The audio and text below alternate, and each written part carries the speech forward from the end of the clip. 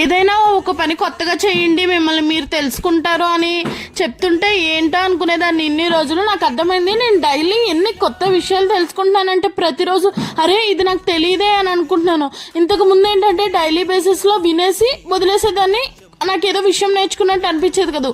ఇప్పుడు యూట్యూబ్లో videos upload చేయడం వల్ల ఇదేమన్నా వాయిస్ ఓవర్కి ఎలా యూజ్ చేసుకోవచ్చు అని దాన్ని గుర్తుపెట్టుకునేసరికి ఈరోజు నేను ఇన్ని కొత్త విషయాలు తెలుసుకున్నానా అని అనుకుంటున్నాను. ఆ విషయం చిన్నదైనా అని పెద్దదైనా అని ఏదైనా విషయం మనం తెలుసుకుంటే అది కొత్తది నేర్చుకున్నట్టే కదా.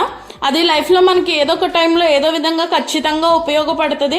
నాకు అనిపించింది యూట్యూబ్ స్టార్ట్ చేశాక నేను కూడా ఇంప్రూవ్ అవుతున్నాను. Thanks for watching. Please like, share, subscribe my channel. By the by ఇది నాగాంజనేయ స్వామి గుడి. ఈ గుడి చాలా ఇష్టం. మా పిల్లని కంపల్సరీ తీసుకెళ్తాము, ఎందుకంటే అన్ని మన చేతులతో స్వయంగా చేయొచ్చు కదా, బాగా అలవాటు అవుతుంది. ఎందుకో చిన్నప్పటి నుంచి అలవాటైంది, పోదు అనిపిస్తుంది.